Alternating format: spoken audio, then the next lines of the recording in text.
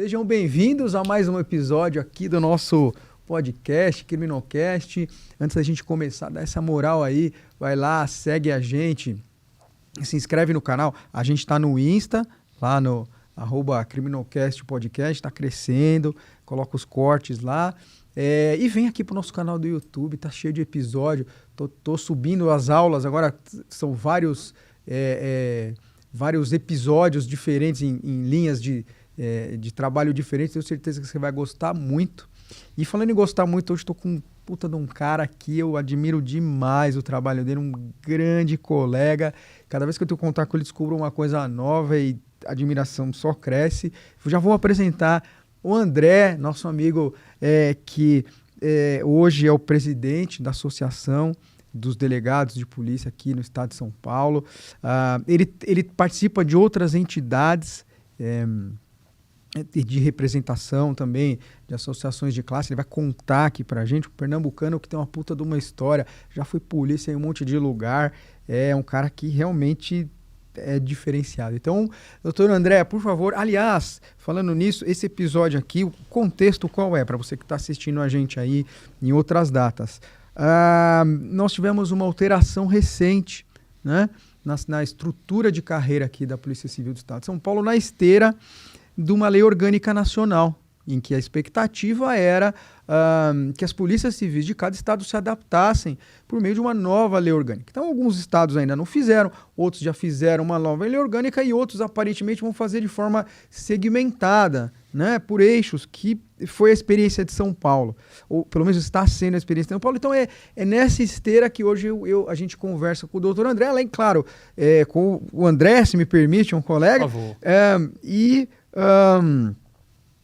Para entender essa experiência, para a gente entender um pouco o impacto disso aqui na nossa Polícia Civil e olhar para o futuro, né? O que nos reserva aí. Então, com a palavra, por favor, André, seja bem-vindo, meu irmão. Obrigado, doutor Tomasi. Vou tomar a liberdade também de chamá-lo de Tomasi. Por favor. Grande honra estar participando aqui do teu programa. A gente vai, sim, tratar desses assuntos. Quero agradecer por essa oportunidade e esse é o primeiro programa que eu venho, de fato, para esmiuçar tudo o que aconteceu no processo de elaboração dessa lei, que, na minha visão, vai revolucionar a nossa Polícia Civil no aspecto do plano de carreira, no aspecto da gestão de pessoal da nossa Polícia Civil.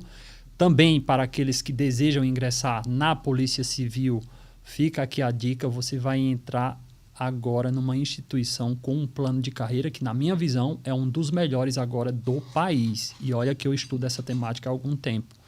Então, vamos falar sobre tudo isso aí e estamos às ordens. Pô, legal, cara. Primeiro de tudo, me conta um pouco a história de como surgiu essa lei orgânica, porque me parece que teve uma construção política em torno da necessidade de uma lei orgânica nacional que criasse justamente estruturas novas de carreira, enfim, para os estados, não foi isso? Exato.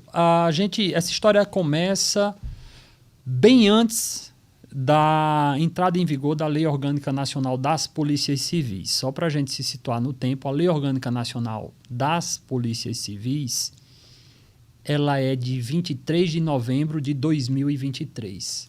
É quando ela foi sancionada e entrou em vigor no âmbito federal e ela foi construída por meio de um consenso. Você vai me ouvir falando muito dessa palavra consenso. Um consenso entre as carreiras e os representantes das carreiras das polícias civis de todo o país lá em Brasília. Eu participei desse processo, eu diretamente participei junto ao relator deste projeto, ainda na Câmara dos Deputados, que foi um delegado de polícia chamado João Campos. Ele é delegado de polícia lá de Goiás, exerceu diversos mandatos lá na Câmara dos Deputados e foi o nosso primeiro relator desse processo de lei orgânica nacional. Pois bem, então eu tive a honra de auxiliá-lo nessa feitura. Antes disso, eu tinha participado de reuniões lá no Ministério da Justiça e esse processo ele foi conduzido muito pela ADEPOL do Brasil, representada pelo Dr. Rodolfo Latesa, que a gente manda um grande abraço aqui para ele. E eu tive a oportunidade de participar também lá na construção dessa legislação. Então, isso trouxe para as polícias civis de todo o país uma baliza. Óbvio, a nossa lei orgânica nacional está estruturada nas disposições gerais, nos princípios, nas diretrizes, nas competências das polícias civis. E aí você vem estrutura organizacional, direitos e garantias dos policiais, disposições gerais. Essa é a estrutura da lei orgânica nacional. E quando a gente fala da questão funcional, nós temos o artigo 30 dessa lei orgânica nacional, a lei 14.735. Ela traz ali diversos dispositivos que foram construídos pelas entidades de classe. Então, eu participei disso. Ali existe indicativos para que você tenha planos de carreira nas polícias civis, justamente baseados nos critérios objetivos para promoções, enfim, para que a gente tenha uma certa diretriz aí geral no âmbito do plano de carreira e de outros direitos, tantos que estão ali previstos no artigo 30 e seus incisos. Então, essa base, ela nasce na Lei Orgânica Nacional, mas antes disso, Tomasi, eu já estudava esse tema desde 2018, quando eu cheguei aqui na Polícia Civil de São Paulo. Eu cheguei na academia e eu já tinha sido soldado da Polícia Militar em Pernambuco, já tinha sido investigador da Polícia Civil lá em Pernambuco, e quando eu cheguei aqui como delegado, eu tive um certo choque, desconforto de saber como funcionava o plano de carreira na Polícia Civil aqui de São Paulo. Conversando rapidamente ali, nos primeiros meses de academia, o pessoal dizia, olha, você evolui aqui por critérios objetivos e por indicações. Tá? Você sai da terceira para a segunda, da segunda para a primeira, por esses dois critérios aí, merecimento e antiguidade. Antiguidade. Só que quando você chega na primeira para ir para a classe especial, só merecimento. E como é que funciona esse merecimento? E aí o pessoal começava a sambar para me explicar. Porque era completamente subjetivo. Total. Enfim, resumindo, era o QI, quem indique. De fato, indicação. E isso me causou uma inquietação. E aí, me aprofundando um pouco mais no assunto, eu disse, olha, vamos propor soluções, porque eu gosto de enfrentar as coisas assim. Tem um problema? Tem.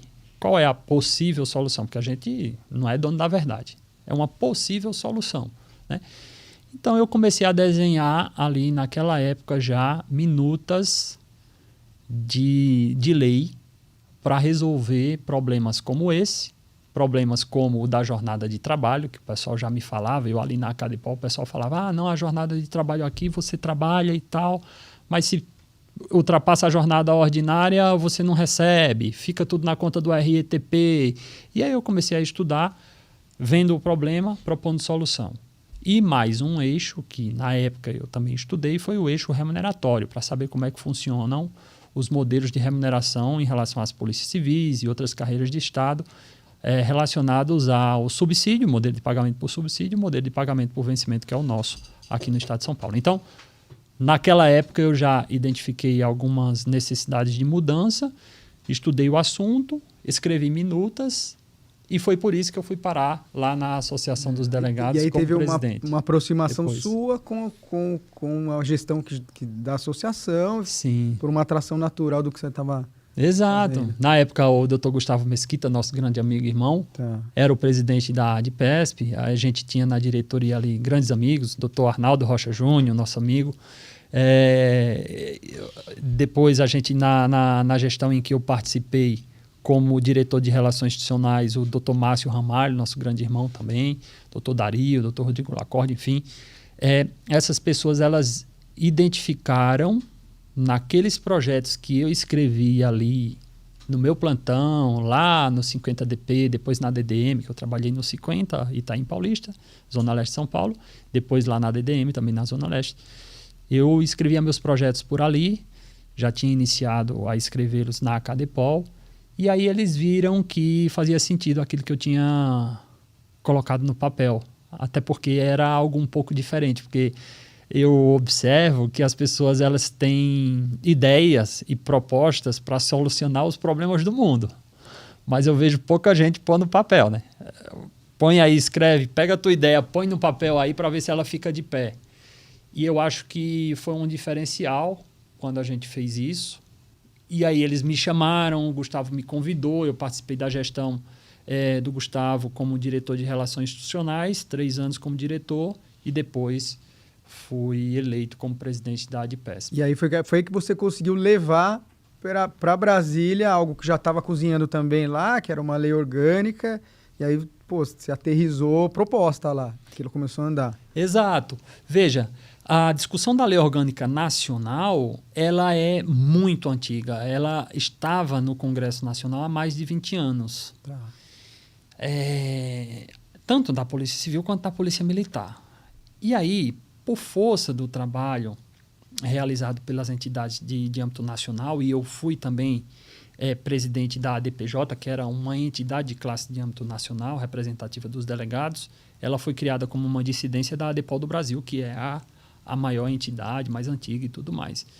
Tinha sido criada a ADPJ, o nosso grupo da Associação dos Delegados estava vinculado à ADPJ, o Gustavo foi presidente da ADPJ, depois eu fui presidente da ADPJ e eu, junto com os colegas que compunham ali a diretoria da ADPJ, decidimos por encerrar as atividades da ADPJ para termos uma única representação em âmbito nacional, que é a ADPOL do Brasil. Então, eu conversei com o Dr. Rodolfo Lattes, a gente promoveu a extinção da ADPJ e ficamos lá na ADPOL do Brasil. Eu estou fazendo esse contexto de entidades de classe para a gente entender quem participou do processo de construção dessa lei orgânica nacional lá em Brasília, né? Então, esse é um processo antigo, é um processo construído por várias mãos, e lá em Brasília, quando a gente levou nossas ideias aqui para agregar as ideias dos colegas dos outros estados na lei orgânica nacional, a gente falou bastante das dificuldades de São Paulo a respeito do plano de carreira, a respeito da jornada de trabalho e a respeito da questão remuneratória. Então, na lei orgânica nacional, você vai ver os dispositivos que falam de critérios objetivos para plano de carreira, você vai ver um pouco ali da nossa digital. Você vai ver no artigo 30, que é esse que trata dos direitos, no inciso 19, também um pouco da nossa digital, que é a regulamentação da jornada de trabalho. Fixação da jornada de trabalho em até 40 horas semanais e o que ultrapassa, remunerado mediante parcela indenizatória. Tem também a nossa digital nesse dispositivo. Essa experiência de construir a proposta e depois de debater ela em Brasília foi um pouco o que acabou construindo esses 6 eixos que no futuro você vai passar a defender na ADPESP, né? Exato, tá. Exato. A caminhada começou aí. Quando a gente lá na época da ADPOL construiu as primeiras minutas, isso está publicado, tá? Foi engraçado porque quando eu fiz essas minutas de lei, eu soltei nos grupos de WhatsApp, porque eu tenho a concepção de que todo conhecimento tem que ser compartilhado, né? Então, não, vou pegar isso aqui e levar para alguém porque isso aqui é meu, não. O que eu faço está aqui, ó. Eu fiz, está aqui, é para todo mundo, compartilha. E aí, na época que eu compartilhei nos grupos, foi um alvoroço, né? De onde é que surgiu isso? É a Delegacia Geral que está fazendo projeto, quem não é e tal. E era um doido que acabou de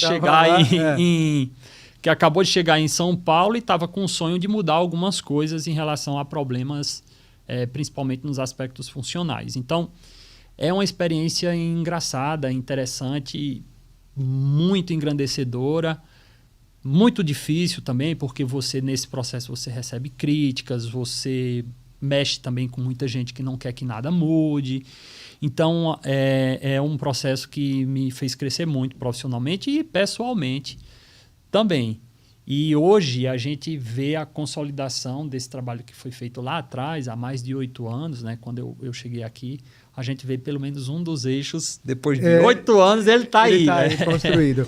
Me fala uma coisa. Bom, aí passou 2023, passa a lei nacional. Legal. Então tem lá uma lei orgânica tal, com esses eixos que você falou, olha, plano de carreira, organiza as carreiras, né? Porque um dispositivo que diz que há uma unificação de algumas carreiras de escrivão, investigador, as carreiras operacionais e tal. Então, há alguns dispositivos lá que são os eixos. Muito bem. E aí, me conta um pouco. Aí essa lei, ela não é que obriga, mas ela coloca para os estados a tarefa de se adaptarem em suas leis orgânicas a essa lei nacional. Então, pelo que eu entendi, pelo que eu acompanhei, a partir de 2023, nos estados se começa a cozinhar agora cada lei orgânica para se adaptar à lei nacional. E é isso que começa aqui também, não é isso? Exato. Nessa linha de construção histórica, você tem um marco fundamental, que é uma lei orgânica nacional. E aí, você lembra lá, o artigo 24 da Constituição, ele diz o seguinte, olha, a União pode dispor sobre direitos e garantias das polícias civis. É com base nesse dispositivo da Constituição que a Lei Orgânica Nacional das Polícias Civis surgiu. Beleza. Nos parágrafos do artigo 24, que trata de competências comuns, né? Eu acho que é competência concorrente, salvo engano. Competência comum é administrativa, competência legislativa acho que é concorrente. Do 24. Competência concorrente diz o seguinte, olha, se tiver uma lei superveniente que disponha de maneira contrária ao que existe a respeito desses temas, essa lei anterior, essa lei, por exemplo, orgânica do Estado de São Paulo, é a nossa lei orgânica, é a lei orgânica de todos os estados, elas ficam com a eficácia suspensa se elas estiverem em desacordo com o que está previsto numa lei superveniente nacional, ou seja... E foi exatamente o caso. E foi exatamente o caso. E está sendo exatamente o caso. E parece que vai ser difícil de resolver isso em todos os estados. Por quê?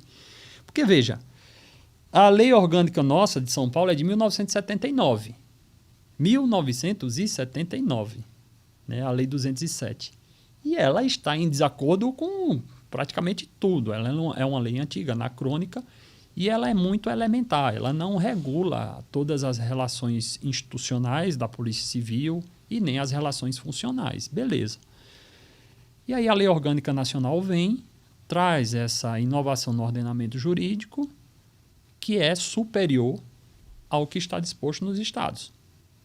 Voltando, o que está no estado, que estiver em contrariedade à Lei Orgânica Nacional, fica com a eficácia suspensa. Aí você falou, precisamos... Olhou a lei nacional, viu a nossa lei orgânica e falou, olha, vai precisar mexer. Além dela estar com a eficácia suspensa, ela sequer trata dos assuntos aqui. Precisamos fazer. Exato. Além de existir a ausência de regulação para esses temas caros, no aspecto funcional e também da própria estrutura da Polícia Civil, além de existir a omissão anterior à Lei Orgânica Nacional, depois da Lei Orgânica Nacional, além de omissões, a gente vai ter o quê? Contrariedade. Tá. E aí surge a necessidade de fazer uma regulamentação da lei orgânica aqui. E aí você entra em 2024 com isso. Aí. Esse era o que era a próxima tarefa. E o que era? Colocando aqui, qual era... Você lia e falava, bom, precisa mexer aqui, o que... Lei orgânica já. E lançamos, junto com o Resiste, pela ADPESP, óbvio, com aquele trabalho com o Fórum Resiste Polícia Civil, que eu vou falar mais um pouco, né, que é a junção das entidades de classe em busca de objetivos comuns aqui no estado de São Paulo. E que a gente coordena o Fórum Resiste Polícia Civil. E aí a gente disse, olha, tá vendo todos esses problemas que nós temos aqui no campo funcional, que o colega lá de Presidente Prudente reclama, que o de Ribeirão, de São José do Rio Preto reclama, os delegados, investigadores, escrivães, todo mundo. Tá vendo esses problemas aqui? A gente tem uma baliza nacional, além de ter essa baliza nacional, a gente tem omissões aqui no nosso estado e que a gente precisa ter uma regulamentação aqui agora para resolver problemas. Então, minha visão sempre foi de resolver problemas. Está aqui o problema, está aqui a possível solução. E a solução só vem por meio da lei. Não adianta achar que, que conversando, que a administração ou que o Estado vai fazer alguma coisa se não for por meio da lei.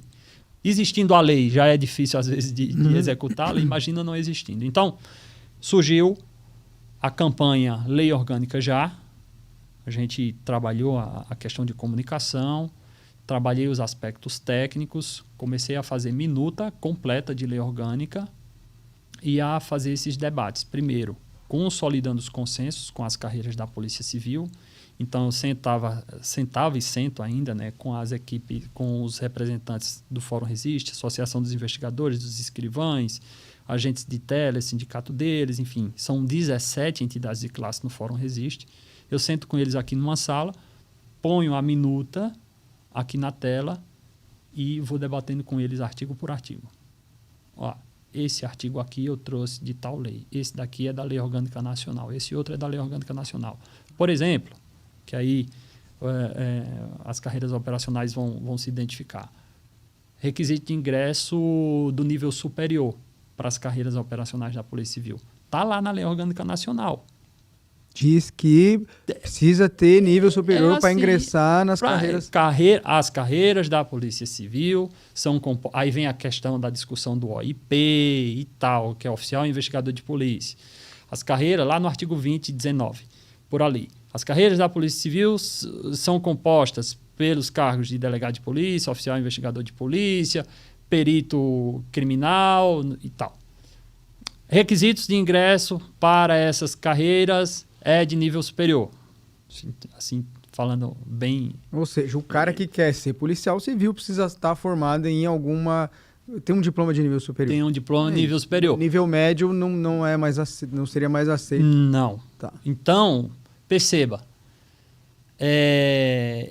Dentro dessa lógica, você tem uma lei federal já dizendo isso, você tem lei estadual dizendo o contrário, e o pior...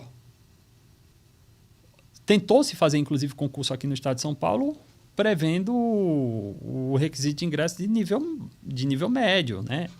Para uma das carreiras que compõem a estrutura da Polícia Civil. Salvo engano, foi um concurso agora para agente policial, que tentou ser feito, tá travado aí, enfim, não sei. Mas, enfim, isso é um dos pontos que é muito caro, né, dentro do debate de melhoria institucional, que está numa lei nacional e que aqui a gente ainda não regulamentou da maneira como deveria. Então, eu ponho isso aqui na tela e vou debatendo com eles. Tal. E o interessante é que tudo que eu proponho, Tomás, eu boto o dispositivo que eu estou escrevendo aqui e na coluna do lado eu coloco o fundamento. Tá. Nada do que você vir que eu tenha proposto vai vir sem um fundamento. Porque aí o cara consegue avaliar o porquê que você está propondo, qual que é a importância, de onde vem. Eu indico... um contexto. Porque eu parto da seguinte metodologia. E aí você vai ver depois as minutas que a gente propôs para plano de carreira, né, que foi baseada na Polícia Civil do DF e na Polícia Federal. Tá. Eu parto da seguinte premissa: eu tenho que pegar aquilo que já existe e deu certo. Tá. E a Polícia Federal é um grande marco disso, né? O plano de carreira da PF é de 2009, é um decreto, porque lá quem regulamenta é o próprio presidente da República, óbvio. Então, formalmente não é uma lei, é um decreto que regulamenta as disposições. Na Polícia Civil do DF também tem a mesma lógica. Então, o plano de carreira da PF é de 2009. Sabe quantas alterações teve de lá para cá? Nenhuma. Círculo, zero. Funcionou tão bem. Meu irmão, então... O que tem lá de interessante, assim, André? Critérios objetivos e não limitação de vagas. Foi a primeira coisa que eu bati o olho, eu digo, caralho, isso aqui é lindo. Eita, ou seja, até o palavrão, ou seja, o cara ele entra na PF, só para quem está assistindo, você que quer ser PF ou que está na polícia, o cara entra na PF, seja qual carreira, agente, ou delegado, ou perito, ele entra em que terceira classe também, né? Ele entra na terceira classe. Tá. Ele passa 3 anos do probatório. Tá. Já preencheu um dos requisitos, que é o critério de tempo, para ir para a segunda classe. Tá. Aí na segunda ele passa 5 anos. Tá. E na primeira ele passa mais 5. Somando dá quanto? 13. Ou seja, em 13 anos... Ele chega na classe especial. especial. Ele vira um classe especial. Esse é o plano de carreira da PF. Da PF. Vocês leram aqui e falam, pô, isso é ótimo. Porque o caráter... Todo mundo chega na especial, há um critério objetivo que é esse, de tempo mais aí curso, lá é o tempo, a avaliação de desempenho e o tempo e o curso, né? Tá. Eles têm esses critérios muito bem definidos. Era bom, funcionava e já existia no nível federal. Você falou, isso aqui tem que ser o nosso horizonte. Só que eu não me detive apenas ao que estava lá na PF. Eu digo, deixa eu ver o resto do Brasil, para ver como é que funciona esse negócio. Então eu fiz um cotejo com todos os planos de carreiras e toda a minha lógica de construir minutas, ela parte dessa premissa. Eu tenho que ver o que é que tem nas 27 unidades federativas. E aí, me conta, o que você encontrou? Né? Eu vi de tudo. E eu vi de tudo em todos os lugares, mas não vi nada parecido com São Paulo. Ah, que interessante. A gente era muito único Muito único. E tinha coisa parecida com a PF? Tinha polícia que você falou, porra, que legal. Ah, que legal. Aí eu vou olhar assim, eu digo, deixa eu ver como é que tá a PCDF. Que é um espelho também para nós, né? Eu sou amigo dos presidentes das entidades de todo mundo fala bem, é um puta concurso disputado, todo mundo fala, PCDF, depois da PF, PCDF, E eu sou muito amigo dos colegas de lá e você tem um clima legal, assim, sabe? Funcional muito bom lá. Aí eu fui ver o da PCDF. Para minha surpresa, o da PCDF é uma cópia. Tá. Você pega o decreto da PF, 2009, decreto 14.000 alguma coisa. Você pega o da PCDF, lá, o número não sei quanto, de 2011. Você não sabe qual é qual. E faz sentido, né? Tá igual, faz sentido. Porque eles sempre também tentaram aquela similaridade, até mesmo salarial, né, e tal. E aí, o que foi que aconteceu? Eu digo, poxa, eu tenho muito contato com os colegas aqui da PCDF. Inclusive, quando eu fui presidente da DPJ, as associações lá da PCDF, dos delegados, eram vinculadas à DPJ, essa Associação Nacional dos Delegados de Polícia Judiciária. E eu tinha contato direto com os colegas lá, com o Tiago, com o Amarildo, que é presidente da associação, enfim. E aí, me conta, como é o plano de carreira de vocês aqui? Eles disseram, pô, isso daí não é um problema. Nosso problema aqui é salário, nosso problema é não sei o quê. Mas o plano de carreira tinha. Esquece. E aí você falou, tem um que existe, já tem uma polícia civil que experimenta ele, isso parece que vai funcionar. Funciona. E aí vi dos outros estados, aí vi que tinha critérios objetivos, vi que em um lugar ou outro tinha um limite de vaga, mas as vagas fluíam por N razões. Todos eram mais ou menos essas 4 classes, assim, ou tinha algum que era 8? Aí muda muito, Tomasi, por conta do modelo de pagamento, né? Tá. Você lá, por exemplo, lá na Polícia Civil do DF e Polícia Federal, você tem um modelo de pagamento por subsídio lá. Só que eles são um dos únicos lugares assim de polícias que pagam por subsídio e tem um plano de carreira só vertical. Nos outros lugares que tem um pagamento por subsídio, o plano de carreira é vertical e horizontal. Como é que funciona isso? Vertical, você é como o nosso. Muda de classe, então. Muda de classe, assim, só aqui, ó. Terceira para segunda, segunda para primeira, primeira para especial. E o horizontal é aqui, ó. Na terceira classe, você tem letrinhas ou níveis. Terceira classe A, terceira classe B, terceira classe C. Cumpriu esses? Vai. Tá. Eu ficaria avançando bastante. E né? Você vai. Então você vai percorrendo a carreira assim e depois só. E assim, né? Vai fazendo isso. Vertical, horizontal. Isso do ponto de vista técnico. Aí o que é que você percebe? Percebe essas variações. E aí, como você vai equacionar isso em São Paulo? Esse foi o grande desafio. Então, eu fiz minutas de modelo de subsídio. A gente viu que o governador do estado de São Paulo teve essa ideia e essa vontade de implementar subsídio na Polícia Civil. Fez isso lá para a Polícia Penal, já. Fez isso em outras carreiras aqui no estado de São Paulo, enfim. Então, a gente tinha que estar preparado para esse desafio, para esse debate. E ver se isso funcionava ou não, porque eles reclamam pra caramba também. O Fábio teve aqui, o Jabá, representante da Polícia Penal, falou, puta, para nós isso não funcionou, mas isso aí, pelo amor de Deus, fujam para as montanhas disso daí. Claro que a experiência é uma experiência, mas foi importante. Era importante ver também. Sim. E imagino que vocês fizeram essa... A gente fez a lição de casa. Até porque, voltando lá para 2018, na Cadepol, um dos projetos que eu fiz foi com subsídio. Subsídio, plano de carreira. Fiz plano de carreira vertical e horizontal, na época, com letrinhas, baseado no plano de carreira lá de Pernambuco. Tá. Né, com critérios objetivos, subindo em letrinhas e tal. Então, eu já conhecia o assunto. Quando veio essa ideia do subsídio aqui para nós, a Polícia Penal já tinha feito, que foi no final ali de 2024. Tá. E aí eu fui estudar a lei da Polícia Penal, cara. Aí você falou, isso aqui é uma tragédia. Aí eu olhei assim, eu disse, a lei da Polícia Penal, te juro, a estrutura jurídica dela não está tão ruim. O problema era pegar aquilo ali, copiar e colar e implementar para nós, que temos uma realidade diferente, funcional, estrutural e tudo mais, que era a ideia do governo do Estado de São Paulo, dos técnicos do governo. Aí você correu e falou, desse jeito não pode. Vamos fazer. Tanto é que você vai me ver, vai ver diversas manifestações minhas, vídeos e tudo mais, dizendo o seguinte, que a gente não iria aceitar um copiar e colar da lei da Polícia Penal para nós. Não vou aceitar. Por quê? Porque a Polícia Civil é diferente, tem estruturas diferentes. Então, você vem e implementa para a Polícia Civil de São Paulo o subsídio.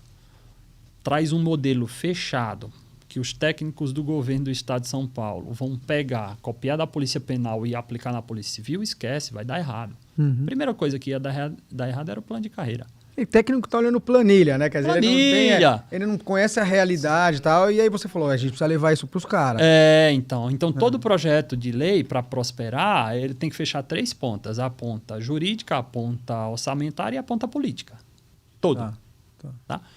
Então eu já vi, nessa ponta jurídica aqui já não fecha. Na ponta orçamentária, eu fui fazer cálculo de impacto. Para transformar o nosso vencimento em subsídio, para ser um subsídio bom para todo mundo, todas as carreiras, a gente ia ter que ter um desembolso alto do Estado de São Paulo, na casa de 2,5 bi. Também era irreal. Fala, não, esquece. Se eu chegar com um projeto que vai gastar mais de 2 bi, eles vão me cumprimentar, dar tchau. 2,5 bi, eu já tinha feito um cálculo desse lá atrás, de novo, lá em 2018. Eu disse, para a gente ficar igual a Polícia Civil do DF, a Polícia Federal, no valor de subsídio ali, que vai, terceira classe, o delegado é 26 mil, e o classe especial passa da casa ali dos 40, o impacto, não para a carreira de delegado, mas quando a gente for trazer a mesma estrutura para as demais carreiras, que tem muita gente, a gente vai passar por um impacto na casa de 2,5 bi. Vai acontecer aqui no Estado de São Paulo para a Polícia Civil? O Estado de São Paulo vai dar 2,5 bi para a Polícia Civil? Não vai, esquece. Não vai. Então tinha essa inviabilidade financeira também. Sabe as 3 pontas? A ponta jurídica a gente podia até acertar.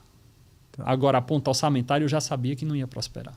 Eu já sabia. Então, eu disse não ao subsídio. Tem que pensar em outra coisa. Não ao subsídio. Tanto é que quando a gente foi fazer a estrutura da nossa minuta de lei orgânica, eu fiz com base no modelo de vencimento. E aí, inseri os 6 eixos sem mexer no modelo de pagamento para transformação de subsídio. E aí eu mantive o plano de carreira vertical, voltando para a questão de plano de carreira. Foi aí que a gente chegou, que vocês chegaram e falaram, plano de carreira vertical e vencimento é o possível, é o caminho menos tortuoso, menos... menos traumático. Eu falei isso para o governador, na reunião que eu tive com ele, lá no Palácio. Foi daí que saiu tudo isso aí. Me conta um pouco, aí até para quem está ouvindo, que eu acho que isso é uma coisa que organizou muito o debate, de verdade. Eu que estava assistindo de longe, pelo menos para mim, organizou muito o debate. Que vocês acabaram construindo 6 eixos, não é isso? Que são 6 conjuntos de reivindicações que, amarradas, formam esse todo de uma carreira, de uma estrutura de polícia que atende a todos. Me conta um pouco, para quem está assistindo, cada um dos eixos. Vamos fazer essa amarração aqui, que se funcionou para mim, quem está assistindo, eu tenho certeza que agora vai entender um pouco os desafios. Eu acho legal falar sobre isso, porque lembra que eu te falei que todo mundo tem soluções, todo mundo tem ideias, mas ninguém desenvolve no papel? E eu via uma necessidade das pessoas falarem uma língua só. Estamos reivindicando, vamos falar a mesma língua, né? Então, eu fui construindo dentro do Fórum Resiste essa linguagem única e a gente estabeleceu ali eixo como a linguagem daquilo que a gente precisa. E o que é que tem dentro do eixo? Então, lembra, começamos com 3 eixos: remuneração, plano de carreira, jornada de trabalho. Depois foram surgindo os outros: previdência, saúde dos policiais civis e prerrogativas. 6. Fechamos 6. Ah, André, vai ter mais eixos e tal? Eu não vejo. Né? A gente resolveu um até agora. Olha que essa luta vem de bastante tempo. Imagina se a gente vai ficar criando eixos. Dá para a gente ir trazendo as dores e ajustando nesses eixos, nessa grade aqui, que ela é muito completa. Né? Então, veja. Criamos a linguagem, agora a gente precisa colocar o recheio.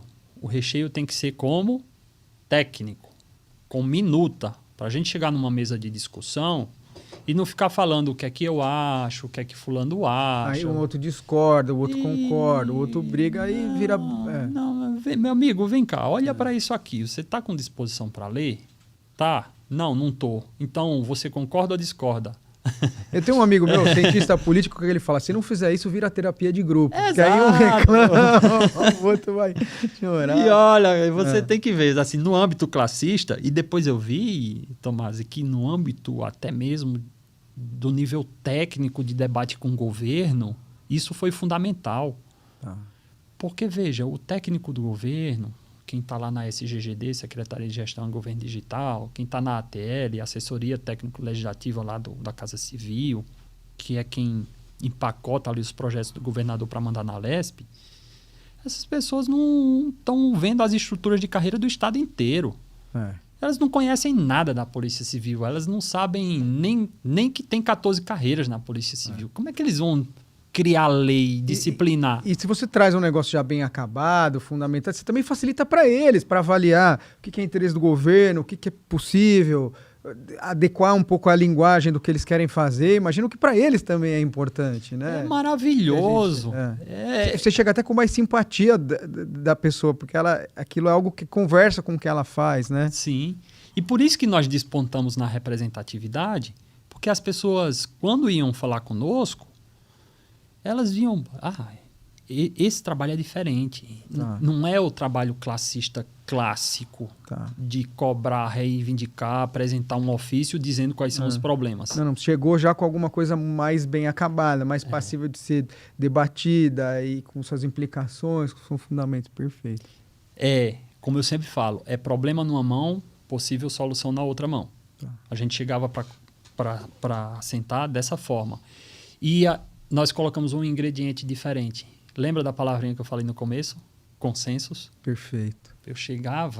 Nós chegamos para conversar em todas as reuniões, enfim, com a minuta na mão e dizendo, isso daqui é consenso de 17 entidades e classes. Ou seja, se o governador implantar, ele não vai arrumar briga, não vai arrumar inimigo, tá aqui... Muito pelo contrário, vai ser elogiar. Isso daqui são nossas dores, elas existem por causa disso. Estão aqui as possíveis soluções fundamentadas naquilo que já existe e deu certo.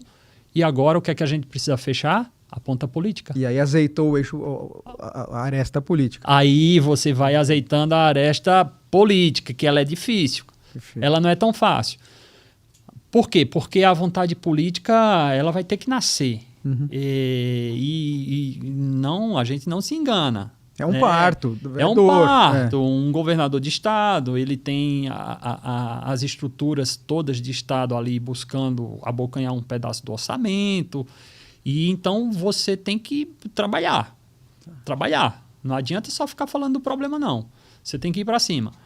E aí nós fomos fechar a ponta política. A ponta jurídica, ok. A ponta orçamentária é factível. A gente já mostrou qual é o caminho. E...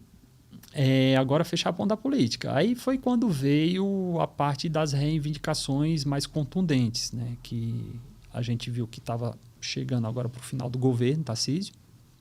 Isso, eu estou falando disso aqui, Tomás, mas eu tenho 2 anos não tenho nem 2 anos e meio como presidente da ADPESP.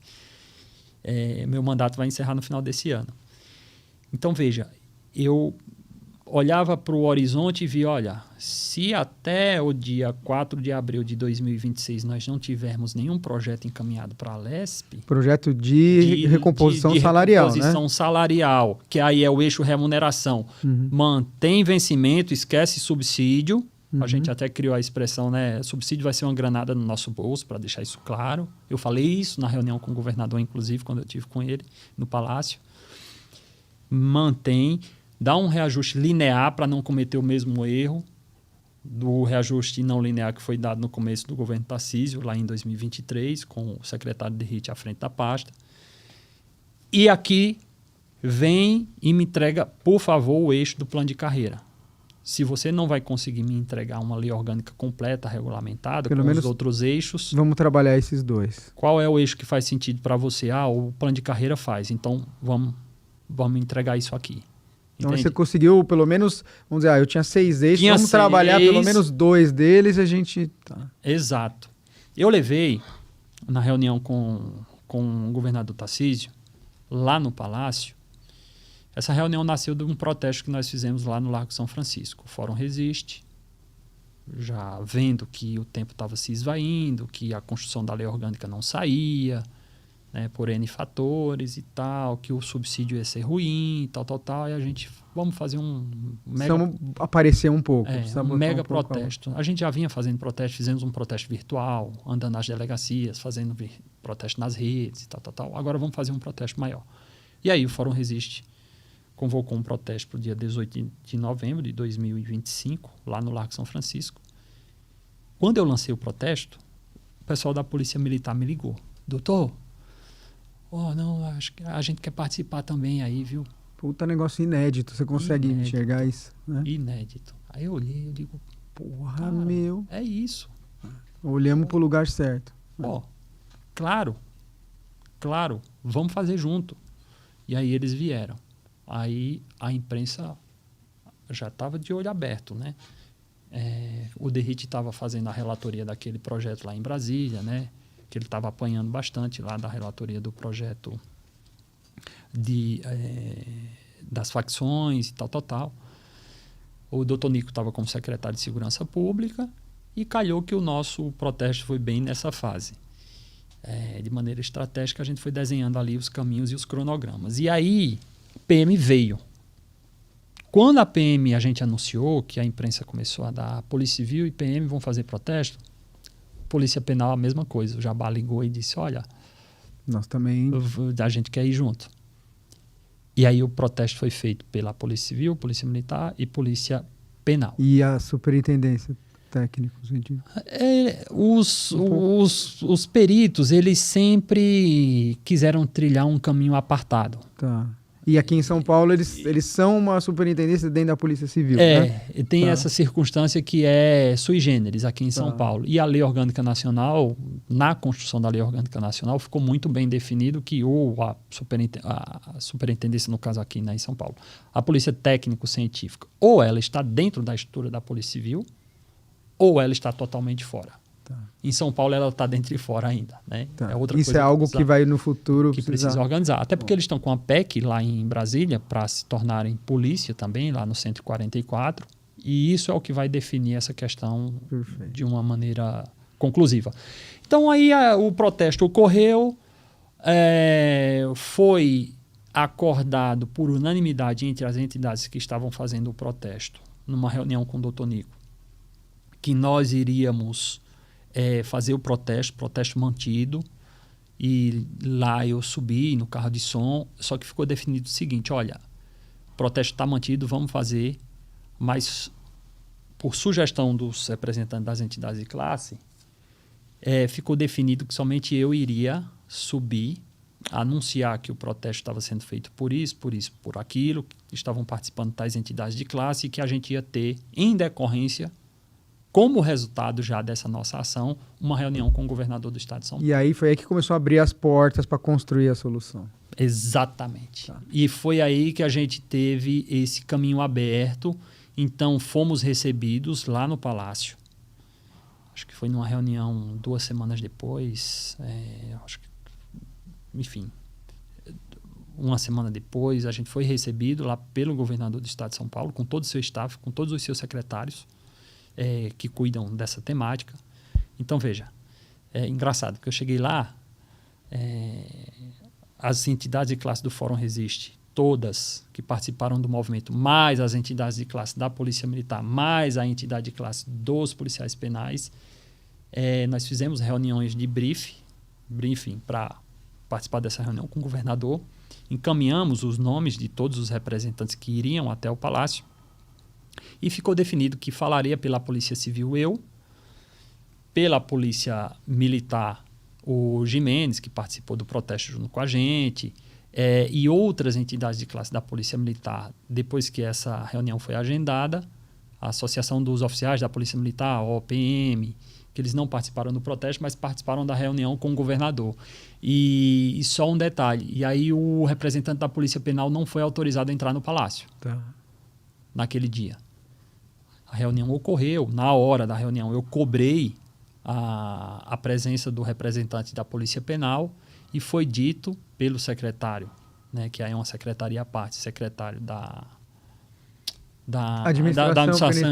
SAP, o Steinfinger disse que quem viria era outro representante da Polícia Penal, e aí a cadeira estava vazia lá, e aí, enfim, ficou essa questão, mas participamos eu, pela Polícia Civil, os representantes da Polícia Militar, e nessa ocasião a gente apresentou a nossa pauta de reivindicação para o governador, os 6 eixos, entregando para ele justamente os caminhos que a gente poderia seguir, e isso culminou a gente, de certo modo, avançando em 2 eixos, né, com um reajuste linear de 10% e com o eixo do plano de carreira, que para nós aí foi um sucesso. Então, hoje o plano de carreira, vamos lá, só para a gente... São 4 classes, é isso?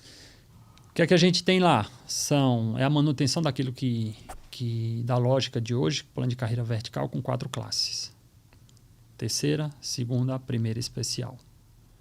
Da terceira para a segunda, um dos critérios é o critério de tempo, óbvio, né? 6 anos. Da segunda para a primeira, 6 anos. Com 12 anos você chega na primeira. E da primeira para a classe especial, mais 6 anos. Com 18 anos, agora você chega à classe especial na Polícia Civil. Certo. Esse critério antes tempo. Era convite. Isso é o critério tempo. Então, qual é a estrutura da nossa lei hoje? Critérios objetivos e não limitação de vagas. Preencher os critérios é promovido independentemente de vaga. Ou seja, potencialmente qualquer policial hoje, seja de qual carreira, decorrido o tempo e preenchidos outros critérios lá, que são os cursos... 4. Ele chega à classe especial se assim construir sua carreira. Isso, 4 critérios. Critério de tempo, critério de avaliação de desempenho, que precisa ser regulamentado, a gente vai falar sobre isso. O CEA tem que fazer um curso para ser promovido e não ter sido punido. 4 critérios. Preencheu, vai. Preencheu, vai. Não tem mais limitação de vaga. Não tem mais indicação. E isso é avaliado de quanto em quanto tempo? Manteve 2 vezes ao ano? A avaliação de desempenho ela é realizada de 6 em 6 meses. Ou melhor, as promoções são 2 por ano. Uma em julho, outra em dezembro. E a avaliação de desempenho é anual. Ou seja, então o cara agora está lá, a cada 6 anos ele vai progredir, ele vai ter que fazer o curso de acesso à próxima classe, não pode ter nenhuma punição e a avaliação de quem está apto e quem não está é feita ao decorrer de cada 6 meses e aí em julho publica quem é promovido. Dezembro publica, julho publica. É isso, essa é a carreira do policial civil em São Paulo hoje. É isso mesmo, é exatamente isso. Isso é claro. Você tem clareza, você tem transparência. A pergunta que eu fiz quando cheguei em São Paulo foi respondida. O que é que eu faço para chegar à classe especial? Perfeito. Ninguém me respondia essa pergunta. Eu andei interior, eu andei departamento, eu andei plantão, eu andei na delegacia geral, eu andei na Secretaria de Segurança, eu andei no governo perguntando o que é que eu tenho que fazer para ser classe especial no estado de São Paulo. Hoje, a lei que foi sancionada agora, em abril de 2026, ela diz para você. Ela te diz. A lei te diz, o artigo 5º te fala o que é que você tem que fazer. Antes você não sabia. E qual que é o impacto disso? O que você acha que vai acontecer na polícia? Cara, eu já vejo um impacto de mudança na cultura institucional. Eu tinha noção disso. Porque, veja, você tem questões sensíveis por trás de tudo isso. Na reunião que eu tive com o governador, defendendo os eixos, quando eu tratei do plano de carreira, eu expus para ele como é hoje e para qual caminho a gente está querendo seguir. Hoje é um modelo anacrônico. É um modelo que essa pergunta ninguém responde. É um modelo de interesses inconfessáveis. Eu disse isso na reunião com o governador, por trás do plano de carreira. Porque você tem indicações. Essas indicações ocorrem muitas vezes com ingerências políticas. Uhum. Isso não sou eu que estou dizendo. Eu andei, Tomás, e o interior, e eu vinha seccional falar para mim, olha, eu tive um investigador aqui que foi promovido e eu só soube quando publicou. Quem foi que indicou? Perfeito.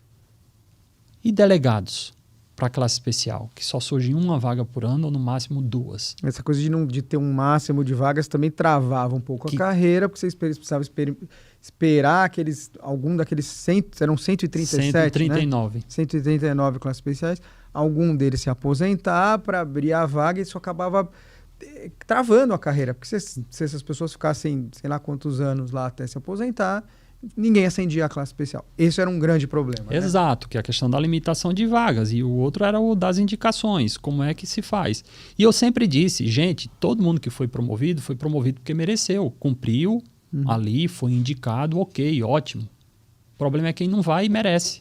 Tá. Porque tem um monte de gente que merece também e não vai por quê? Porque não foi indicado. E por que não foi indicado? Porque de repente não conhecia alguém, ou A, B, ou C. Não tinha o trânsito político, não tinha... Exato. Nós sabemos, né, como é que as coisas funcionam. Então, eu expus isso para o governador. Na sala, só para contextualizar essa reunião, eu não gosto desse negócio de foto. Eu tiro foto para prestar contas, mas o meu objetivo não é para os lugares para tirar foto, é para resolver o problema.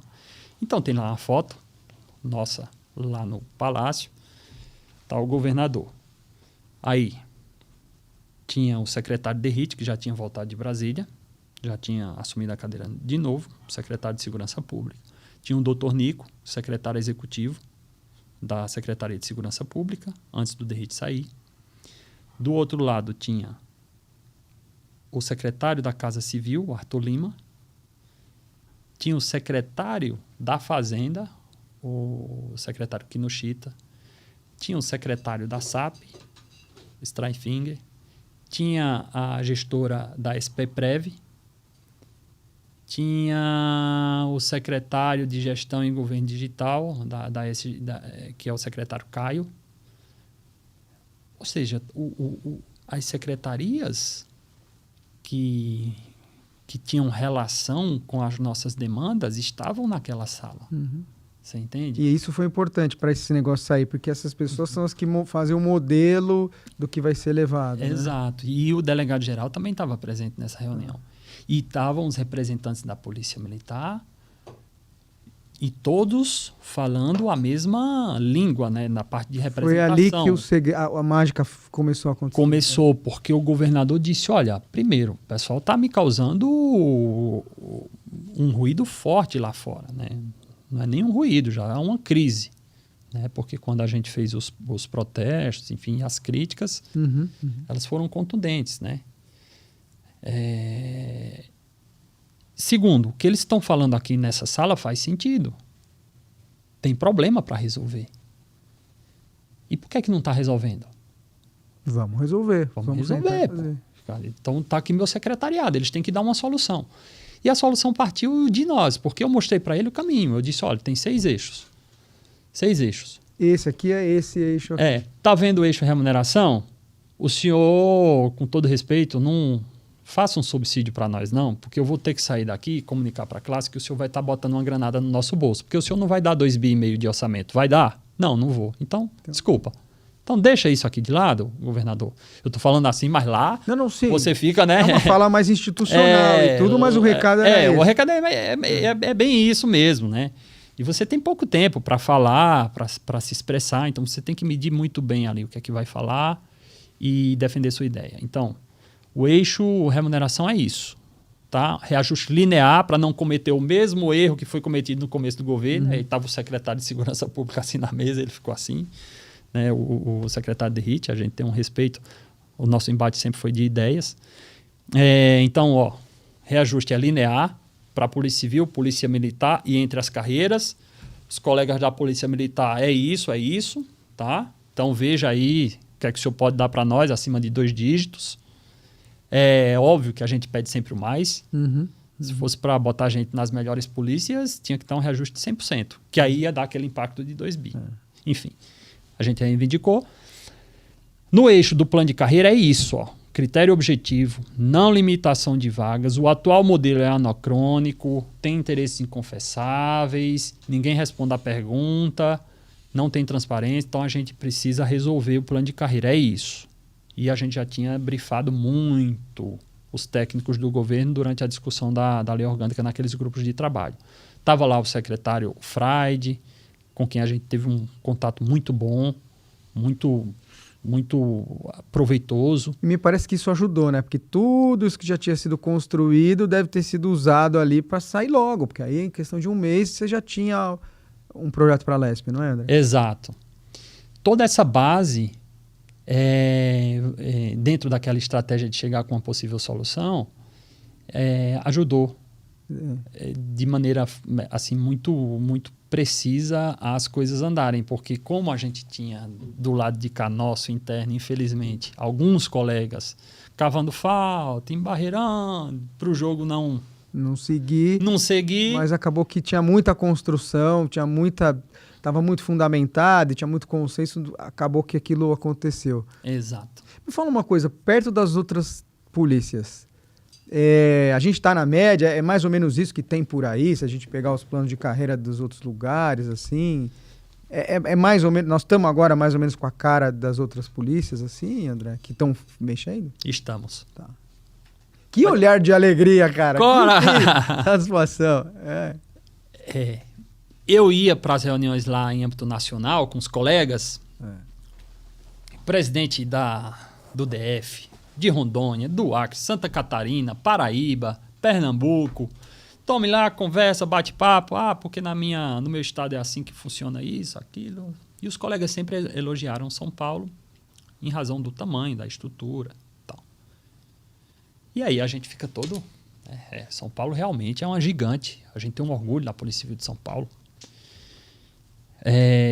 Quando o assunto era plano de carreira, aí a gente tinha que se levantar e ir ao banheiro e sair de fininho. Hoje, quando eu vou para Brasília, acho que mês que vem, já tem uma agenda para Brasília, para a gente debater a PEC da segurança pública lá. Eu vou chegar na mesa agora todo bilão agora, né? E aí, vamos falar de plano de carreira? Você entende? A mudança agora, porque o nosso plano de carreira, ele só não está melhor, na minha visão, do que o plano de carreira do DF, porque lá é com 13 anos. Porque em relação aos outros estados, eu tenho certeza absoluta que nosso plano de carreira está melhor. Mas assim, certeza. Porque em alguns estados ainda tem limite de vaga. Tá. Em alguns estados você tem uma vertical e horizontal que passa de 18 anos. Tá. Então, quando você for ver os que passam de 18 anos, que tem uma quantidade de estados que passa de 18 anos para chegar à classe especial. Quando você for ver aqueles que ainda têm critérios subjetivos de indicação, alguns resquícios. Quando você for ver os que têm limitação de vagas, você vai tirando... Ou seja, você chega nesse projeto nosso que não tem nenhum desses problemas. Não tem. Perfeito. E outra...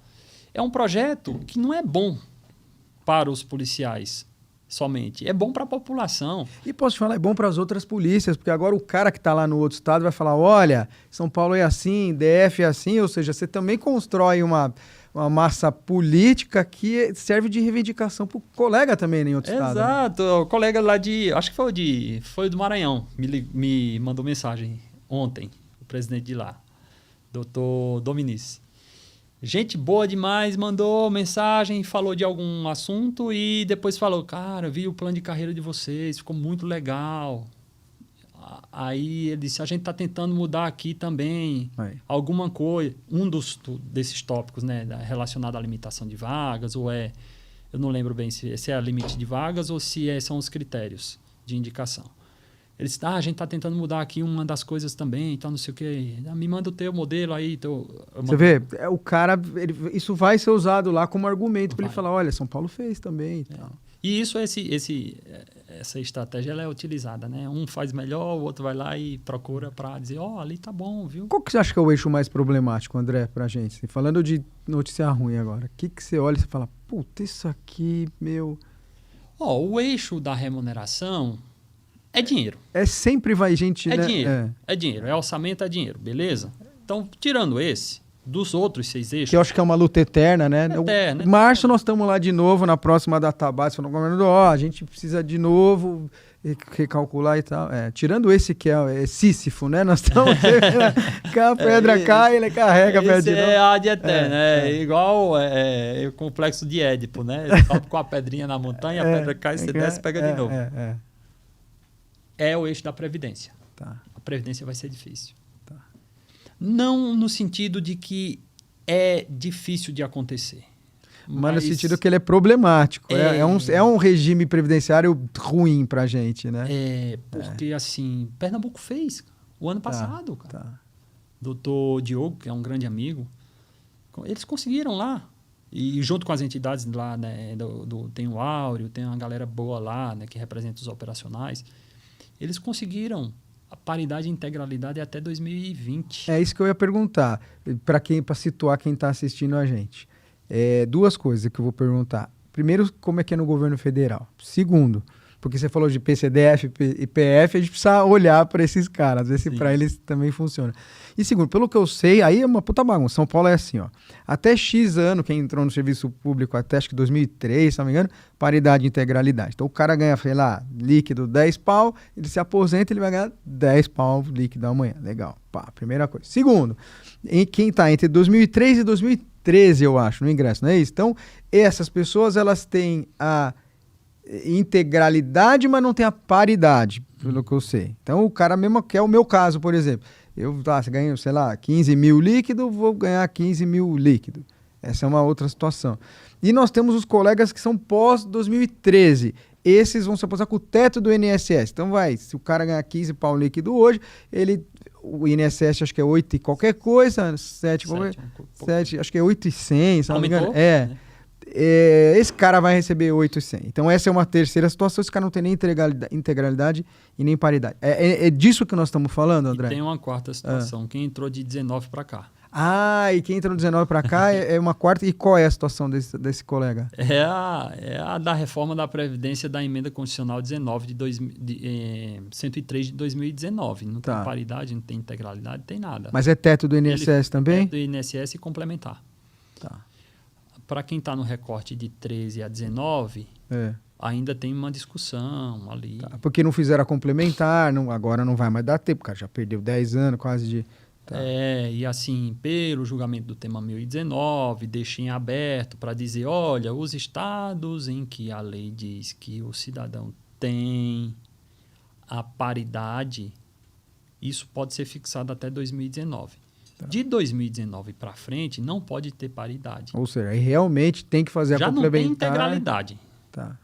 E não tem paridade. Tipo, não vai ter o meio reajuste, quando o da ativa reajustar, ele vai receber mais. Não tem. Isso é a interpretação que se dá para o que foi feito na reforma constitucional de 2019, que acabou com nossa Previdência.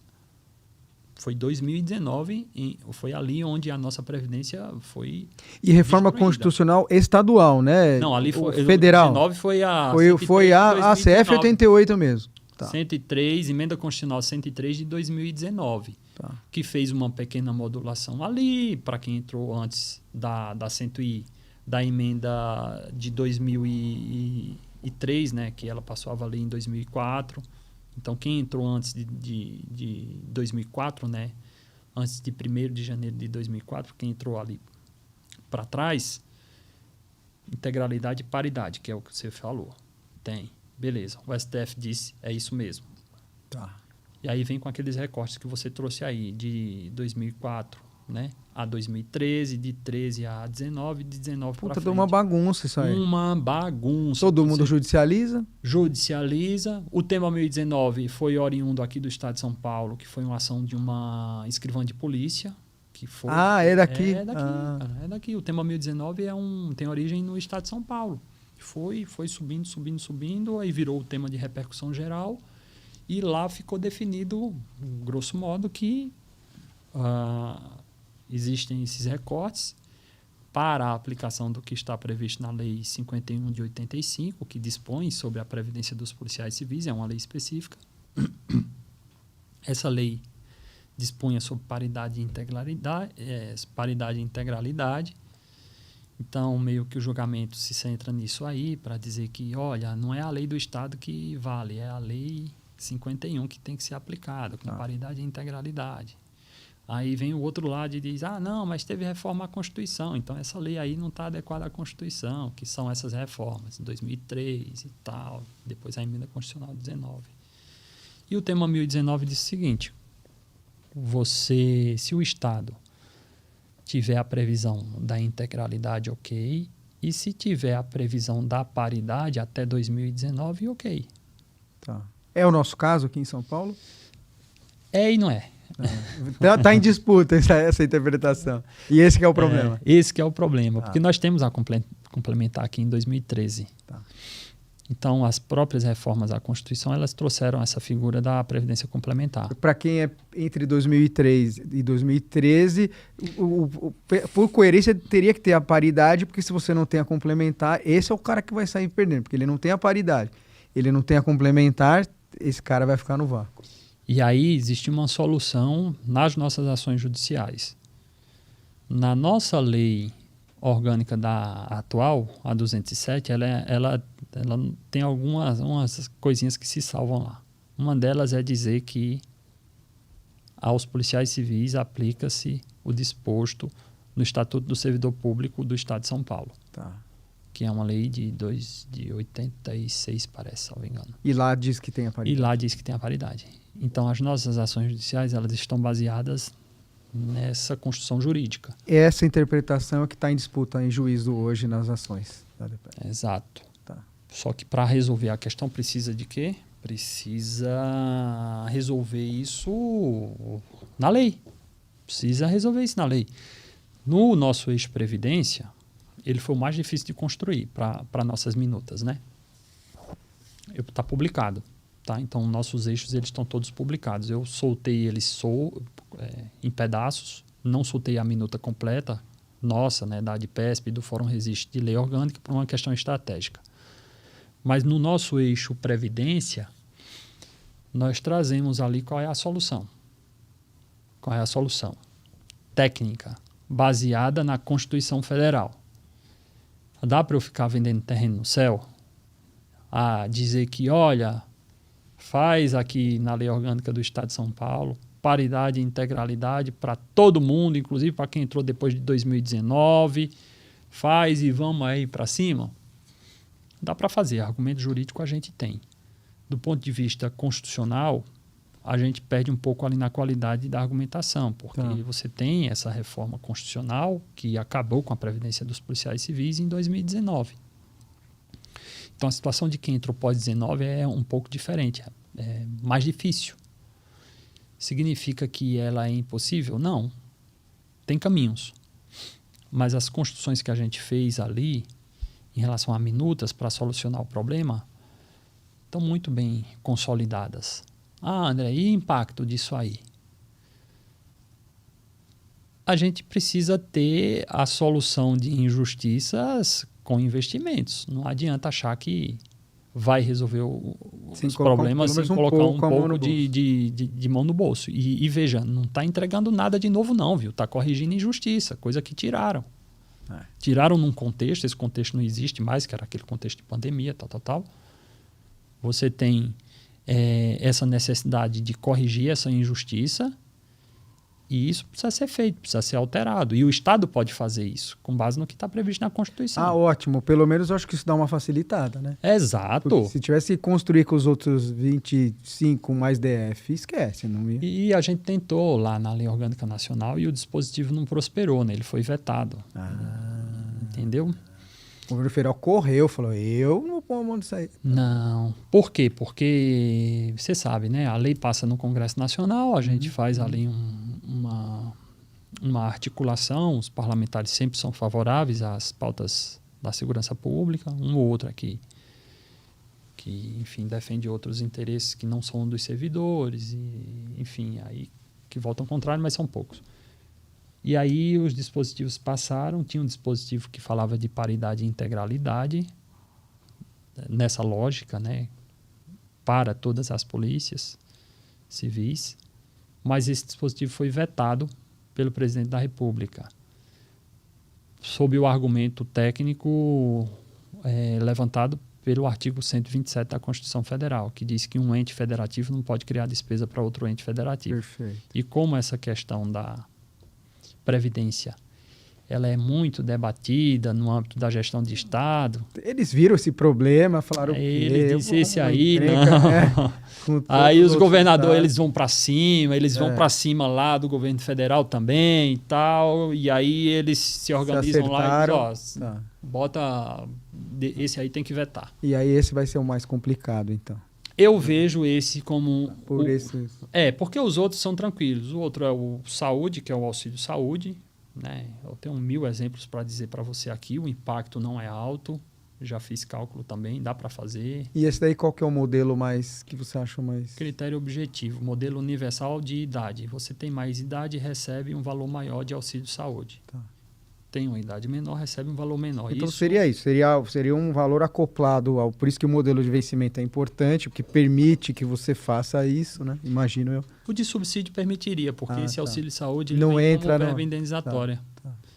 A nossa defesa, e como está previsto na Lei Orgânica Nacional... Então era fácil transpor e tal. Traz para cá. É o mesmo argumento, sabe? O mesmo argumento da jornada de trabalho. Não é à toa que os eixos são esses eixos. Tem um sentido. Tem isso. E aí seria um acoplado um valor em caráter indenizatório pela idade para prover aí o saúde para o policial. Exato. E aí ele vai... Perfeito. E aí você tem também uma estrutura maior, que é um programa de assistência à saúde do policial civil. Na Lei Orgânica Nacional tem a previsão também da criação de unidades de saúde para atender os policiais dependentes. Isso daí já é um pouco mais complexo. Então, qual é a via mais rápida para você carimbar o eixo saúde? E frente à demanda que é o problema de suicídio, dos policiais não se cuidarem e tudo mais, é o auxílio saúde para o cara cuidar da saúde. E ele é importante porque ele tem uma flexibilidade. Você pagando o auxílio saúde, quem é lá em Presidente Prudente, quem é lá em Ribeirão, quem está lá na cidadezinha do interior, em Pirapozinho, ele vai procurar aquela rede de atendimento que se adequa à realidade local. Porque seria muito mais difícil, demorado e custoso você criar uma rede de atendimento tão capilarizada. Exato. Perfeito. Então, em vez de você inventar a roda, não, você vai lá e tá aqui. Com isso aqui você tem que cuidar da sua saúde. E aí você tem mecanismos de fiscalização. Como é que a gente pode fazer? No nosso projeto lá, é por reembolso? Demonstrou que paga um plano de carreira? Demonstrou que paga o IANSP? Recebe um reembolso do auxílio saúde? Não, vamos fazer logo o auxílio saúde, todo mês a gente paga e o cara tem que se virar lá, mas presta contas de que cuidou da saúde durante o ano. Tem mecanismos para fiscalizar um emprego desse dinheiro. Tendo esse start aí que é o auxílio saúde, a gente vê que modelo vai usar. Vai usar. E tá lá, tá desenhado. O eixo saúde tá lá bonitinho também, tem minuta, tá fundamentado. Não me parece publicado. Tão fora da curva. E o que é melhor? Abarca os aposentados. Isso era importante. Por isso que essa pauta foi definida dessa forma. A questão da paridade também, né? Porque aí você não deixa o cara esquecido lá, sendo ruído pela inflação, né? E assim, né? É justo, porque quem dedicou a vida toda para defender a sociedade, adquirindo doenças funcionais, precisa ter um amparo do Estado. Precisa ter esse carimbo. Esse cara não pode ficar esquecido, André. Não pode. Não pode. Porque, veja, tudo que a gente fala de reajuste, quem tem paridade e integralidade, ok. Quem não tem, já está fora. Né? É óbvio que as pessoas não se aposentaram ainda, né, que entraram nesse período agora. Mas, veja, os outros eixos, jornada de trabalho, para quem está na ativa, plano de carreira, quem está na ativa, tem que ter um eixo para os aposentados. O eixo dos aposentados é previdência? É também. Lá, quando eu falo de paridade e integralidade, eu faço um dispositivo também de redução de alíquota previdenciária, que é um absurdo. Porque o cara já está aposentado, ele continuar contribuindo igual quando estava na ativa. Exato. Então, a gente traz ali dispositivos fundamentados para a redução da alíquota previdenciária. A gente fundamenta até em projetos de PEC, que tem lá no Congresso Nacional, para isenção quando você tem mais de 75 anos. Sabe? Então, a gente traz soluções ali para os aposentados no eixo previdência, em relação a alíquotas e tudo mais, mas no eixo saúde, eu aposto muito no eixo saúde como o eixo... Se eu hoje tivesse que negociar, André, vem aqui, 6 eixos, tá? O que é que você precisa? Eu vou dizer, salário. Tá. Beleza. Esse eternamente, você nem precisa falar. Ah, beleza, mas eu quero dar outro eixo. O que está mais no horizonte, que você enxerga já no horizonte. Saúde. É isso. Saúde. Sabe um eixo que vejo da briga, não só em São Paulo? Não sei exatamente porquê, e eu queria te perguntar, não sei se é um eixo, mas um dispositivo, é o do oficial investigador de polícia. Ixi, aí Puta, você como isso entrou dá na briga, confusão. meu? Então. Aí você pega Como aí... isso... Tem estado que está fazendo bastante já, né? Que tá... Quantos estados já tem? Olha, eu sei que já passam aí Sabe? pelo menos de 5. Tá. Mas o problema é o seguinte, essa é pauta de dissenso, tá? Essa é dissenso? É, até lá não resiste. Tá. O Fórum Resiste existe há 4 anos, né? Juntamos todo mundo, tá lá, todo mundo debatendo. Tem um princípio eu tenho uma carta de princípios que eu elaborei. E ali um dos princípios a gente vai tratar primeiro dos consensos e os dissensos. Depois a gente briga. Os dissensos é de maneira progressiva. Tá. E é uma fórmula que dá certo, viu? Tá. Até aconselho aí, quem quiser seguir aqui um tutorial classista, começa por aí que dá certo. E a pauta do OIP, ela é pauta de dissenso. Tá, você falou assim, se eu quiser arrumar uma briga agora, não resiste a semana aí... Vamos pautar o OIP. Pauta tá. o OIP. Meu amigo, o que você vê de confusão, não é brincadeira nas redes sociais. Às vezes os caras me criticam. Tem um investigador, muito, que eu gosto muito dele, um cara bacana. Você conhece o Cobra, né? Que tinha um podcast e tal. Eu já ouvi falar, mas... Marco Cobra, gente boa demais, tinha um podcast e tal. Ele, outro dia, encontrei com ele pessoalmente, ele disse, você é contra o OIP? Eu digo, pô, nem eu sabia, velho. Nem eu sabia que eu era contra o OIP. É o seguinte, o OIP é uma pauta de dissenso entre todas as 14, exceto a de delegado. Eu, aqui na posição de representante dos delegados, sempre disse o seguinte... Essa é uma pauta que vocês têm que se resolver. As minhas opiniões são apenas para ajudarem vocês na tomada de decisão. Tá. Por quê? Para nós, enquanto gestores, dirigentes da Polícia Civil, a gente quer uma estrutura de carreiras moderna com as atribuições que façam sentido para a máquina da Polícia Civil andar. Se são 14, se são 3... Não importa. A gente quer uma estrutura muito bem definida, com atribuições definidas, para a gente poder fazer as investigações fluírem, os atendimentos fluírem, beleza? Então, atendendo a população e funcionando. E funcionando e entregando, tranquilo. O DF fez, André? DF fez agora. Porque aí você agora sempre fica a pergunta. DF fez? DF... A gente não sabe ainda o que vai sair lá. DF fez, mas já tinha feito lá atrás. Só São Paulo tem 14 carreiras. Esse é o problema de São Paulo.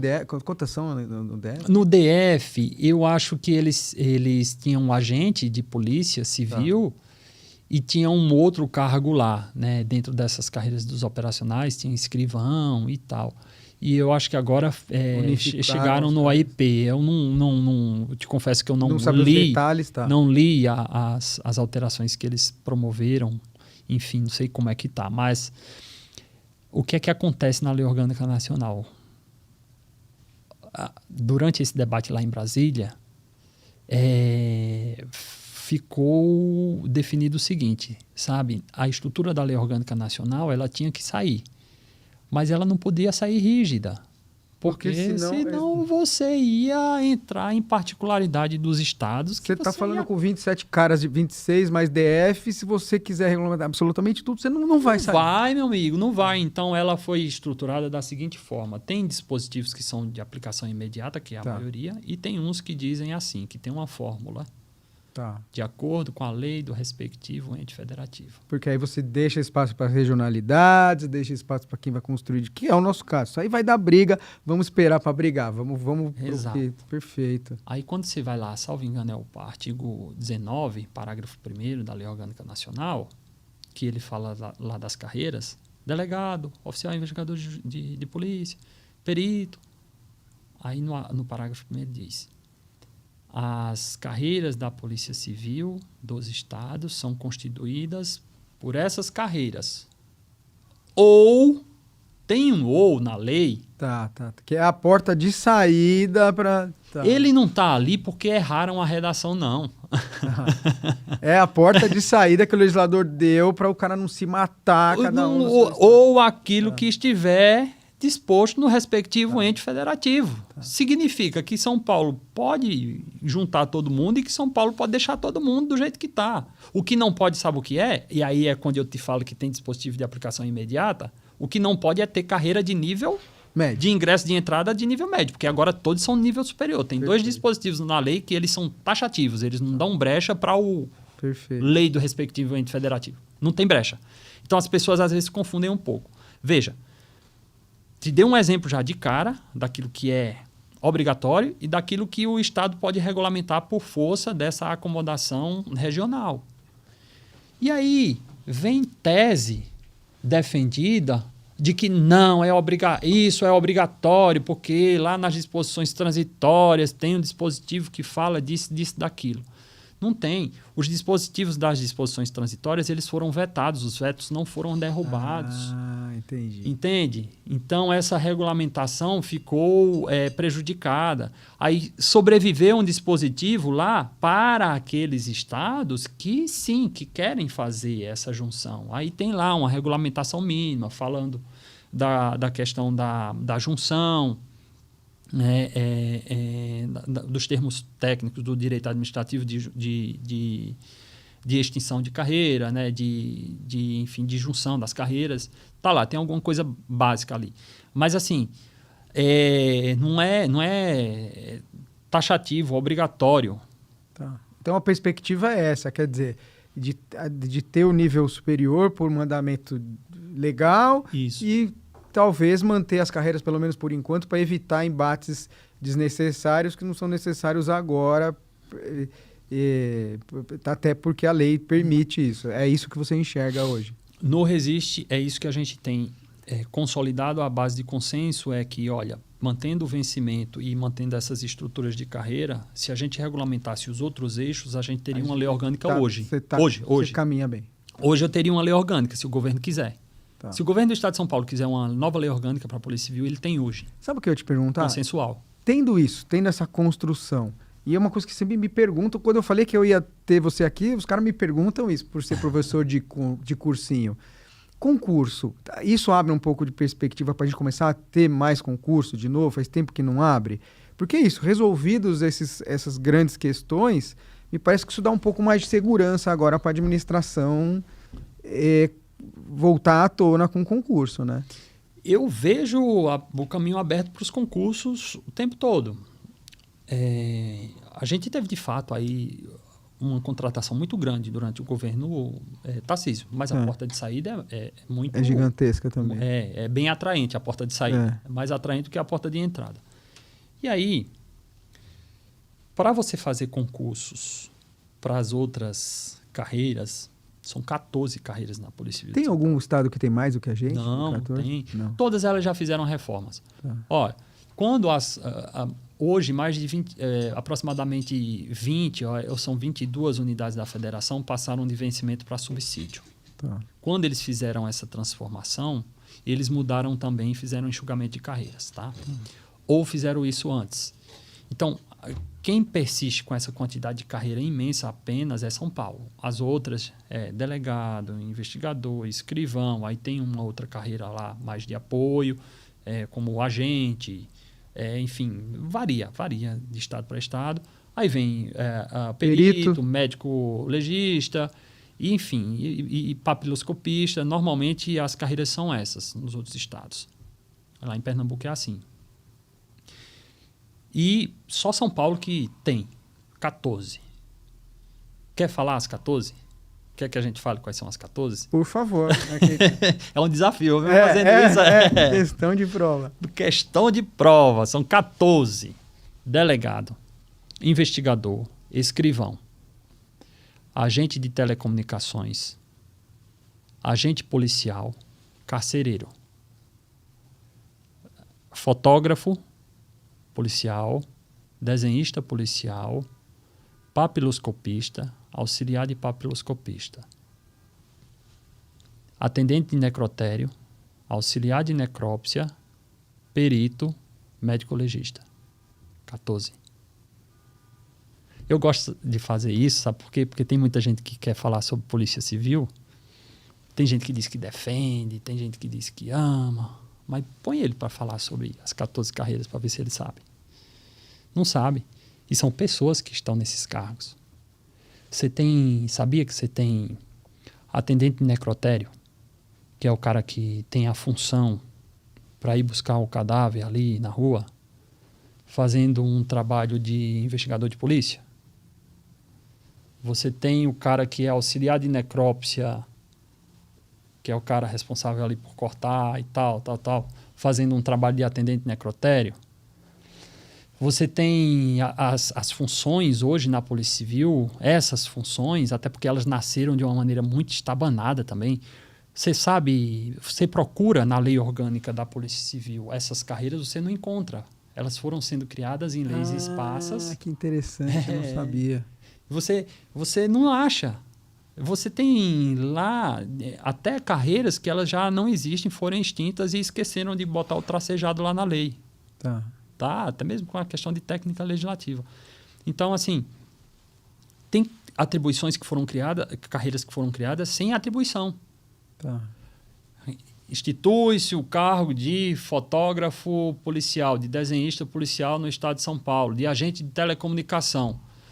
Institui, beleza, numa lei aí qualquer de outra coisa. Beleza. Quais são as atribuições desse cargo?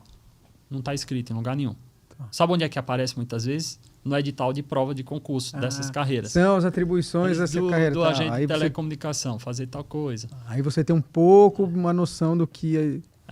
E ninguém entende isso, ninguém sabe, então é uma bagunça. Então eu, do ponto de vista organizacional, eu sou a favor da junção de carreiras. Só que, do ponto de vista funcional, tem que tomar cuidado. Porque se você junta, a visão da procuradoria é extinguir essa carreira que foi juntada, enfim, que é a transformação, enfim. E aí, quando você extingue a carreira, você também extingue os direitos das pessoas que estão naquele cargo, né?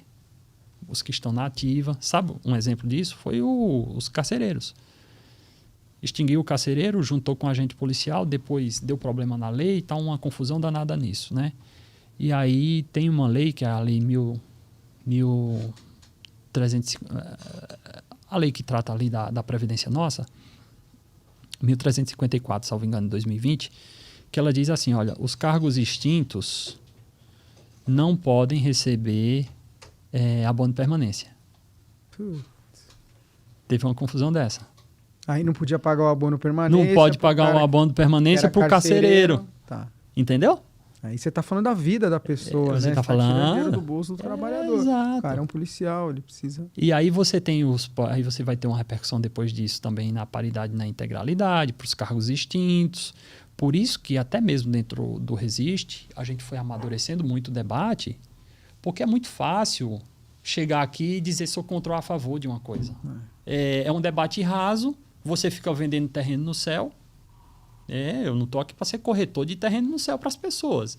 Estou dizendo, olha, isso aqui é um caminho viável, do ponto de vista técnico, é assim que funciona, e a visão do governo para essa pauta aqui é de ferrar você. Você quer? É isso que muitas vezes eu falo e as pessoas não entendem. É por isso que chega um e diz, você é contra o OIP. Ou você é a favor de... Ou você é a favor do OIP. Tem os que são contra, tem os que são a favor. Eles têm N razões do ponto de vista prático. Eu fico olhando aqui pelo aspecto técnico. Eu jamais vou defender uma pauta que é para te ferrar. Eu tenho que ser sincero com os nossos colegas, entende? Então, assim, quer fazer o OIP da maneira correta, fazendo a transformação dos cargos, mantendo o direito de quem está na ativa, mantendo o direito dos aposentados, tudo certinho, tudo bonitinho. É isso, governo. Eu tenho certeza que é isso. Os artigos que preveem essa preservação de direitos estão inscritos aí nessa transformação? Tá aqui? Tá. Beleza. Então, vamos fazer. Me parece complexo isso, André. De onde falar isso aí. Você está pensando aí? Eu estou vendo você pensando aqui com a cabeça de professor, de colega, que conhece o nosso estado, que conhece a instituição. Me parece complexo. Eu queria só, caminhando para o fim, te fazer uma última pergunta, assim, até para você colocar suas considerações finais, tudo, mas olhar para o futuro. O que você olha para o futuro agora, diante do que a gente conversou aqui? O que foi encaminhado, o que tem para encaminhar, o impacto disso agora. Quando você olha para um futuro, pelo menos ainda aqui próximo, assim, o que você acha que é quais são as próximas agendas aí no menu? Quais são os primeiros impactos? Você acha que até julho sai, de fato, essa primeira leva de promoção? Eu vou te falar o que eu costumo sempre falar. Eu sou um realista esperançoso. Tá. Tomara que saia até julho. Eu sou um realista esperançoso. Eu nem sou otimista, porque o otimista é um bobo, ele vai ser enganado.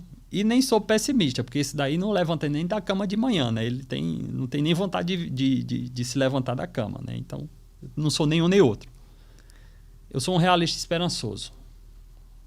Para as promoções de julho, precisa promover quem já preenche os requisitos. A única coisa que falta para algumas pessoas, ou melhor, para quem já tem o CEA de primeira... E o tempo? O tempo, porrada de gente já tem. O CEA e o CSP, no caso dos delegados, quem já tem, da primeira para especial, no caso, essas pessoas já precisam ser promovidas. Entende? Porque elas já têm o tempo, elas já têm o curso, elas não foram punidas. O que é que está faltando na avaliação de desempenho? Vamos avaliar. Vamos avaliar. Até julho, dá para fazer? Dá para fazer. A lei diz isso, né? Olha, vigência e tal. Está em vigência, está vigente. Julho tem que ter um processo de promoção, em dezembro tem que ter outro processo de promoção. Dá para fazer? Dá para fazer. Pelo menos... Não é que eu defenda só dessas pessoas, não. Eu defendo que faça, inclusive, que o CEA já seja ofertado, porque a própria lei diz, quem já preenche requisitos tem que ter o CEA ofertado também, né? Para ser promovido. Então, o CEA tem que ser ofertado. Mas inclusive, o novo CEA, que é de primeira para especial. Você vê para os colegas que já têm curso, já têm o tempo, já têm tudo, você já vê plenas condições já. Tem que estar promovido em julho, gente. Não tem razão para não acontecer. Não tem qualquer desculpa por parte da administração. Não tem qualquer desculpa por parte do governo. Não vai ter pano. Vamos falar aqui. Eu sou muito incisivo quando é para ser. Tem que promover essas pessoas. Está na lei. Está na lei. É simples assim. Está na lei. Não dá para fazer a regulamentação da avaliação de desempenho? Daqui a 2 semanas eu vou apresentar uma minuta. Então é isso que está no seu horizonte hoje. Já vai ser feito.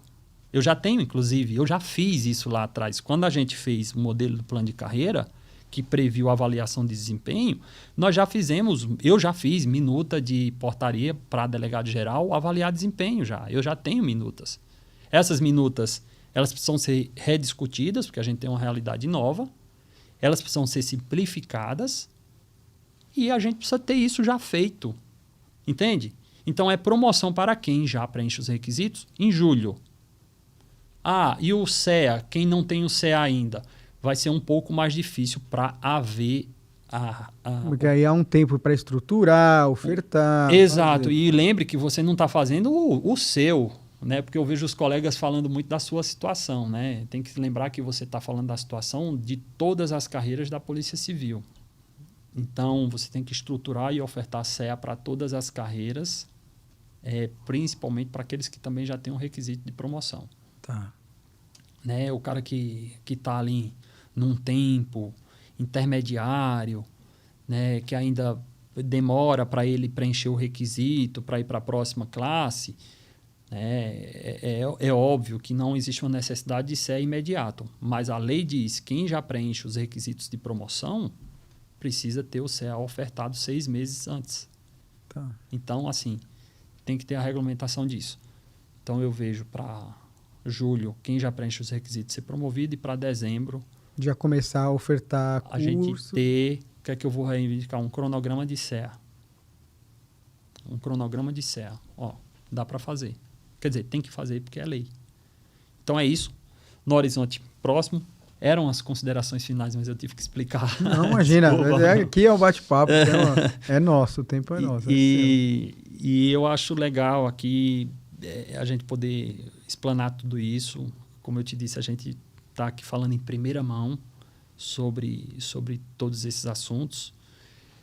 A gente já fez, a gente está fazendo. O que eu espero agora, daqui para frente, é dar continuidade a esse trabalho, pelo menos até o final da minha estadia enquanto representante em entidade de classe, para que nós tenhamos o cumprimento da lei. A lei está aí, é uma revolução. É uma alteração da nossa cultura institucional para o bem, com transparência, com uma nova perspectiva funcional. A gente precisa executar a lei agora. Então, os esforços vão estar centrados nisso. Como a gente está num período eleitoral e não tem mais possibilidade legal de reajuste salarial agora, a gente continua com a pauta salarial, mas com uma pauta de construção dentro do cenário político. Resumindo para você, o que é que a gente precisa agora? Coletar promessas dos políticos, de todos os lados, seja de que lado for. Eu não tenho desapreço por nenhum lado. O que a gente tem que focar é no objetivo da Polícia Civil, dos policiais. Você defende a pauta de valorização dos 6 eixos? Ah, defendo. Você sabe como é que vai fazer? Ah, não sei, me explica. Você vai saber defender isso publicamente? Ah, vou. Beleza. Tá aqui. Ah, o outro. Ah, eu sou contra. Tá aqui também, ó. Escolha se quiser. Então, assim, a gente está nesse período de trabalho lá pela ADPESP. Eu vou ter reunião com o Fórum Resiste segunda-feira. A gente vai colocar essa perspectiva de ações estratégicas, de ações táticas dentro da nossa organização lá, e a gente vai seguir trabalhando aí em busca de novos avanços. Legal, André. Olha, muito obrigado. Eu acho que a gente conseguiu construir um pouco a perspectiva do todo aqui, levar informação para os colegas do que a gente acha que pode acontecer, do que aconteceu, o que está escrito na lei, que o pessoal tem curiosidade, quer saber como funciona, tá todo mundo... Foi uma expectativa muito grande, e eu acho que a gente cumpriu aqui o requisito. Queria deixar aqui de portas abertas para você o podcast, e acho que a gente faz um grande serviço para os nossos colegas de estar aqui debatendo. Te agradecer muito sua presença aqui, cara. Viu? Eu que agradeço. Vamos publicar nas redes da ADPESP o produto aqui do seu trabalho, da equipe, fantástico. Me sinto muito confortável aqui, muito bacana esse bate-papo. A gente vai dar grande visibilidade a esse trabalho aqui e eu fico feliz de nós podermos expor tudo isso. Obrigado. Valeu. Para você que está aí, então, espero que você tenha gostado do episódio. Vai lá, se inscreve no canal, comenta do que você gostou, do que você não gostou, o que você quer ver aqui para nós. O engajamento é saudável, a gente está aqui para fazer uma troca, não é? Não estou querendo empurrar nada em ninguém, não. É troca. Isso aqui é uma construção do que a gente gosta de fazer aqui, tá bom? Obrigado pela sua audiência. Fique com a gente aí e até o próximo episódio.